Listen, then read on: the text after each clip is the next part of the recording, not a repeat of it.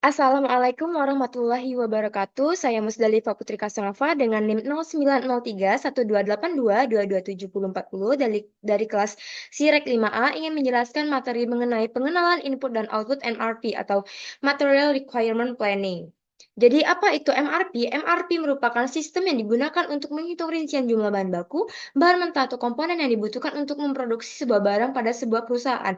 Jadi secara umum sistem MRP ini digunakan oleh perusahaan manufaktur yang aktivitas bisnisnya, bergerak untuk memproduksi barang. Jadi perusahaan-perusahaan tersebut, dapat menjawab 3 pertanyaan. Yang pertama, barang apa yang dibutuhkan oleh perusahaan? Yang kedua, berapa jumlah barang yang dibutuhkan? Dan yang ketiga, kapan barang tersebut dibutuhkan oleh perusahaan? Selanjutnya di sini ada 5 manfaat MRP. Yang pertama, mengurangi lead time. Maksud dari mengurangi lead time ini adalah membantu perusahaan untuk menghindari keterlambatan produksi yang umumnya disebabkan oleh masalah kekurangan material. Yang kedua, meningkatkan efisiensi produksi. Membantu perusahaan dalam merencanakan jadwal produksi dan pengiriman secara lebih efisien dan teratur. Selanjutnya ada mengurangi biaya produksi. Dengan mengoptimalkan penggunaan bahan baku dan meningkatkan efisiensi produksi, MRP dapat membantu perusahaan mengurangi biaya produksi dan peningkatan profitabilitas. Selanjutnya sebagai salah satu cara dalam pengambilan keputusan, aplikasi MRP dapat membantu perusahaan dalam membuat keputusan yang lebih tepat dan akurat dalam hal produksi, persediaan, dan pengiriman. Selanjutnya mengurangi jumlah persediaan. Melalui sistem MRP ini, perusahaan manufaktur hanya perlu membeli material tersebut pada saat dibutuhkan saja. Selanjutnya ada input dan output MRP. Apa itu input? Input merupakan data yang dibutuhkan sistem MRP untuk melakukan perhitungan dan menghasilkan output. Output sendiri merupakan penentuan jumlah masing-masing dari item yang dibutuhkan bersamaan dengan tanggal dibutuhkannya.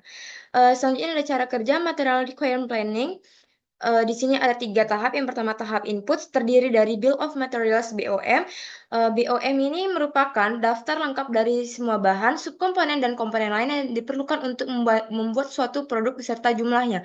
Selanjutnya ada Master Production Schedule atau MPS, merupakan jadwal yang digunakan untuk kapan dan seberapa banyak jumlah permintaan barang. Yang ketiga ada Inventory Data.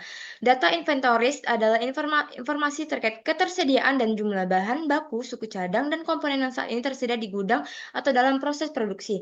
Tahap kedua itu terdapat processing, dan yang tahap ketiga adalah output terdiri dari jadwal pesanan purchase order, laporan kebutuhan bahan, laporan inventaris, dan laporan status produksi. Lantas bagaimana cara kerja ketiga tahap ini? Yang pertama, setelah menentukan permintaan pelanggan dan memanfaatkan Bill of Materials, MRP membagi permintaan menjadi bahan mentah dan komponen spesifik. Yang kedua, Material Requirement Planning mengalokasikan inventaris ke area yang tepat sesuai kebutuhan. Yang ketiga, terdapat jadwal waktu produksi dan kebutuhan tenaga kerja dihitung untuk menyelesaikan manufaktur dan dibuatlah jadwal waktunya. Yang keempat, Material Requirement Planning secara otomatis memberi peringatan kepada manajer tentang setiap keterlambatan dan bahkan menyarankan rencana kontingensi untuk memenuhi batas waktu produksi. Selanjutnya, beberapa keunggulan dari sistem MRP ini adalah material dan komponen tersedia saat dibutuhkan, tingkat persediaan dan biaya terkait diminimalkan, waktu tunggu pelanggan yang lebih rendah, efisiensi manufaktur meningkat, dan yang terakhir produktivitas tenaga kerja meningkat. Selain keunggulan, MRP sendiri memiliki beberapa kelemahan. Yang pertama, ketergantungan tinggi pada akurasi data input, mahal untuk diimplementasikan, kurangnya fleksibilitas dalam jadwal produksi, kecenderungan untuk menyimpan lebih banyak persediaan daripada yang diperlukan, dan yang terakhir kurang mampu dibandingkan dengan sistem ERP secara keseluruhan. Baiklah, kesimpulan dari materi kali ini adalah MRP merupakan sebuah metode yang efektif untuk meningkatkan produktivitas perusahaan manufaktur. Selain itu, MRP menjadi bagian penting untuk perencanaan dan penjadwalan produksi dan merupakan bagian integral untuk memastikan pesanan bahan tepat waktu untuk memenuhi permintaan para customer.